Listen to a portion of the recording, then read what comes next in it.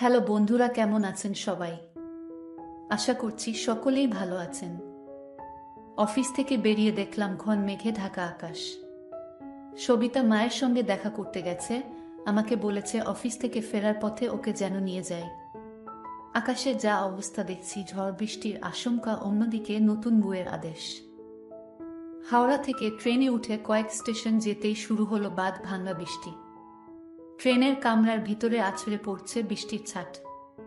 কেউ কেউ ট্রেনের মধ্যে ছাতা খুলে বসে আছে। ছাতা নিয়ে বেরোলে বাইরে ফেলে আসি, বলে ছাতা নিয়ে আর বেরোই না। ব্যান্ডেল স্টেশনে গাড়ি দাঁড়াতে লাফিয়ে নেমে পড়লাম। উল্টো দিকে ডাউন ব্যান্ডেল লোকাল ছাড়ার অপেক্ষায়। ভাবলাম উঠে বাড়ির দিকে যাব নাকি। সবিতার মুখ মনে পড়ল, আমার জন্য অপেক্ষা করছে, বেচারি না গেলে দুঃখ পাবে।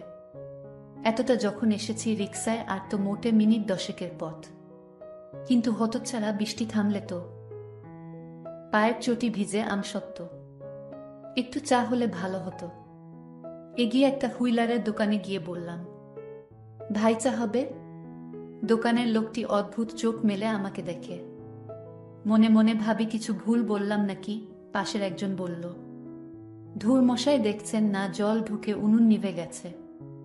পুরানো আমলের কড়ি বর্গার ছাদ, একতলা বাড়ি, খানচারেক বড় বড় ঘর, সামনে একফালি জায়গায় নানা পাতা বাহারি গাছের জঙ্গল, বাড়ির পাশে টিন দিয়ে ঘেরা বাথরুম। সবিতা বিয়ের আগের দিন পর্যন্ত বিধবা মা শান্তিলতার সঙ্গে এখানে থাকত। এখন শান্তিলতা একা। সঙ্গী বলতে এখন একটি ঘর নিয়ে নামমাত্র ভাড়ায় থাকা 3 সদস্যের একটি দরিদ্র পরিবার। প্রমোটারের সঙ্গে কথা চলছিল, ইতিমধ্যে মেয়ের বিয়ে ঠিক হয়ে যাওয়ায় এই আলোচনা সাময়িক স্থগিত। তবে 50 অতিক্রান্ত শান্তিলতার আটোসাটো চেহারায় আভিজাত্যের ছাপ। বিয়ের পর অষ্টমঙ্গলায় একবার জামাইকে সঙ্গে নিয়ে এসেছিল মেয়ে। জামাই ফর্সা, কার্তিকের মতো চেহারা। বৃষ্টি থামার লক্ষণ নেই। কতক্ষণ অপেক্ষা করা যায়? স্টেশন হতে বেরিয়ে রিক্সা স্ট্যান্ডের দিকে এগিয়ে গেলাম। সারি সারি রিক্সা দাঁড়িয়ে, কিন্তু চালক নেই। আশেপাশে আছে কোথাও, এই বাদলায় কেউ যাবে বলে মনে হলো না। হাঁটা শুরু করা যাক। রাস্তায় হাঁটু জল। ঘুলোল করে জল ঠেলে কাপড় গুটিয়ে এগোতে লাগলাম। সবিতাকে নিয়ে ফেরার সময় ওকেও আসতে হবে এভাবে। আজ রাতে বাড়ি ফিরব না। অফিস না গিয়ে সকালে খেয়ে দিয়ে বাড়ি ফিরে আসব। পথ যেন শেষ হতে চায় না। হাঁটু টনটন করছে। ঝপ করে চারদিক অন্ধকার হয়ে গেল। এই দুর্যোগে আবার লোডশেডিং, জামাই বরণের সুন্দর ব্যবস্থা। ঘুটঘুটে অন্ধকার, নর্দমায় না পরিশেষে। সাবধানে চলতে চলতে সবিতাদের বাড়ির সামনে পৌঁছলাম। বাগানে জল দড়িয়ে গেছে। গাছগাছালি পেরিয়ে রোকে উঠে দরজায় কড়া নাড়ি। কোনো সারা শব্দ নেই। ভিতরে কেউ নেই নাকি? ঘুমিয়ে পড়ল নাকি? কটা বাজে? কবজি ঘুরিয়ে ঘুরি দেখব কি, অন্ধকারে নিজেকেই দেখতে পাচ্ছি না। জোরে হাঁক পারলাম, সবিতা, সবিতা। কে এ? খ্যানখ্যানে গলায় আওয়াজ এলো ভিতর থেকে। আমি নীলু। দরজায় শব্দ হচ্ছে, মনে হয় খুলছে। দরজা খুলে হারিকেন উঁচিয়ে কে এল বোঝার চেষ্টা করছেন শান্তিলতা। মা, আমি নীলু। সবিতা আসেনি? না বাবা, শুভু তো আসে নাই। কেন, কিছু হয়েছে? আসেনি, বেকার এই দুর্যোগ ঠেলে আসা। কি করব ভাবছি, শাশুড়ি বললেন। তুমি ভিতরে এসো বাবা। ভিতরে ঢুকতে আমার হাতের ব্যাগটা হাত বাড়িয়ে নিয়ে বললেন, তুমি তো স্নান করে গেছ। দাঁড়াও, একটা গামছা দিচ্ছি। আমি একটু বাথরুমে যাব। বারান্দায় জল আছে। শান্তিলতার চোখ চকচক করে ওঠে, জামাই যেন হাতে সাপ ধরে খেলা দেখাচ্ছে। বালতির জলে হাত পা ধুয়ে ঘরে ঢুকে দেখলাম এখানে ওখানে গামলা ডেকচি রয়েছে মেঝেতে। তাতে উপর থেকে টপটপ করে জল পড়ছে।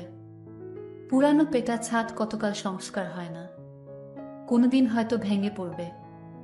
শাশুড়ি হাঁকড়ে চেয়ে আমাকে দেখছেন। আমি হেসে বললাম, এত জল ঠেলে আসতে হাঁটু টনটন করছে। তুমি বসো, আমি তেল মালিশ কইরা দিতেছি। না না, আপনি কেন করবেন? ও কিছু না। চুপ করো, কথা কইও না তুমি আমার বেটার মতো। দাঁড়াও, কাপড় দিতাছি। একটু পরে পাশের ঘর থেকে একটা থান কাপড় এনে আমাকে পরতে দিয়ে পাশের ঘরে চলে গেলেন। শান্তিলতার কপালে দুশ্চিন্তার ভাঁজ। মায়ার লগে জামাইয়ের কিছু হইলনি কি? মায়াদা যা মেজাজি তারে বিশ্বাস নাই। খাটের উপর জামাইয়ের ঝোলা ব্যাগ দেখে খেয়াল হয়, তাড়াতাড়ি ব্যাগ খুলে কাগজপত্র বের করে ফেললেন। একটা বই দেখে হারিকেনের আলোয় নিয়ে দেখলেন। এইটা আবার কি বই? পাতা উল্টাতে শরীরে বিদ্যুতের ঝিলিক খেলে গেল। দ্রুত বইটা ব্যাগে ভরে রাখেন। স্টোভ জ্বালিয়ে একটা ছোট অ্যালুমিনিয়ামের বাটিতে 2 কোয়া রসুন ফেলে তেল গরম করতে লাগলেন। শুভুটা যা বদ মেজাজি জামাইয়ের লগে কি হয়েছে কে জানে। চিন্তাটা শান্তিলতার মনকে অশান্ত করে। খেয়াল হয় ঝোলা ব্যাগটার কথা। দরকারি কাগজপত্র আছে। অন্ধকারে হাতড়ে হাতড়ে পাশের ঘরে গেলাম। চেয়ারে হেলান দিয়ে বসলাম। একটানা অনেকটা পথ জল ভেঙে পা দুটো অসাড়। গরম তেলের স্পর্শে বেশ সুখ হচ্ছে। কিনিয়া শুভুর লগে গোলমাল সেইটা শান্তিলতা বোঝার চেষ্টা করেন। জামাই ভাইঙ্গা বলে নাই, কিছু একটা নিজস হইছে, নাইলে এই দুর্যোগের রাইতে জল ভাইঙ্গা এতদূর আইত না। জামাইয়ের সাড়া নাই। ঘুমাইয়া পড়ল নিকি। পিছন ফিরে তেল নিতে গিয়ে বাটিটা উল্টে গেল। মেঝে থেকে তেল কেকে বাটিতে তুলে মালিশ করতে থাকেন শান্তিলতা। আমার ঝিমুনি এসে গেল। বাবা আরাম হইছে? আমি চোখ খুলে লাজুক হাসলাম। শান্তিলতা হারিকেন হাতে উঠে দাঁড়িয়ে এক পা এগোতেই মেঝতে পড়ে থাকা তেলে পিছলে হিহি বলে আছড়ে পড়ে কোমর চেপে যন্ত্রণায় কাতরে উঠলেন। হারিকেন নিভে গিয়ে সারা ঘর অন্ধকার। কিছুই দেখতে পাচ্ছি না। দেশলাইট জেলে হারিকেন ধরালাম। চিমনি নেই, আলোর শিখা তীর করে কাঁপছে। উঠছেন কেন? বসে জিরিয়ে নিন। দিও সারা রাত পড়ে আছে। 2টা সিদ্ধ না করলে খাইবা কি? যেমন লেংচে লেংচে স্টোভ জ্বালিয়ে ভাত করছে, বুঝলাম বেশ লেগেছে। লাজুক মুখে বসে থাকি। খিচুড়ি আর ডিম ভাজা করতে করতে রাত প্রায় 12টা। বাইরে বৃষ্টির দাপট মনে হলো একটু কমেছে। লাইটটা এলে স্বস্তি মিলত। এমনি লোড শেডিং হলে এতক্ষণ থাকতো না।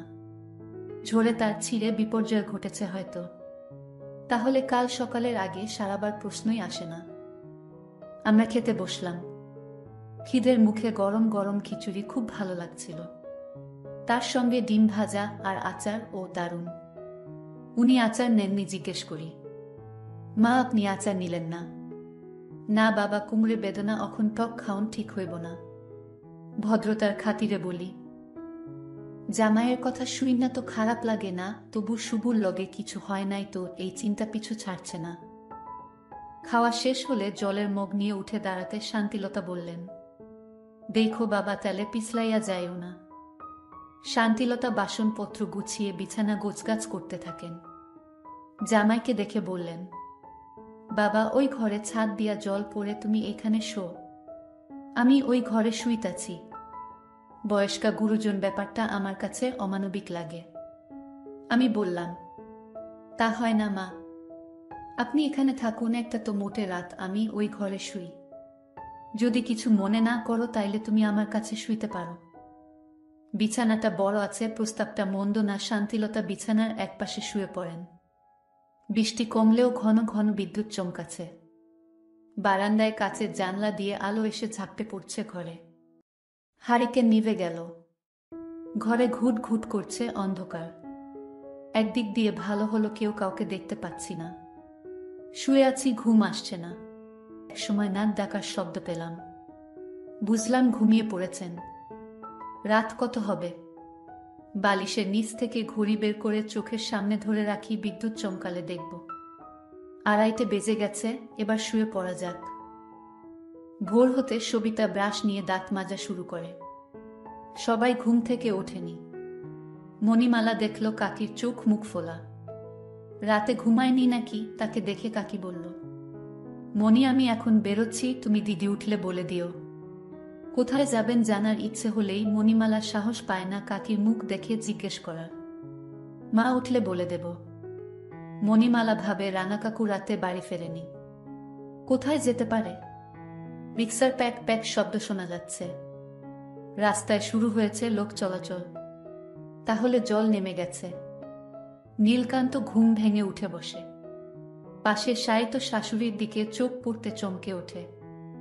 শাশুড়ির সার নেই, ডাকবো কি না ভাবছি। তাহলে কি জেগে আছেন? তাকিয়ে দেখুন চোখ বন্ধ, কিন্তু মুখে মৃদু হাসি। কাচের জানলায় চোখ রেখে সবিতা দাঁড়িয়ে দাঁড়িয়ে দেখছে দরজায় টোকা দেবে কিনা। পর মুহূর্তে মনে হলো দরকার নেই, 25-এ বদলে 50-এ যদি এত সুখ থাকো তুমি ওই বাগান নিয়ে। বন্ধুরা, আজকের ভিডিওতে এখানেই শেষ করলাম।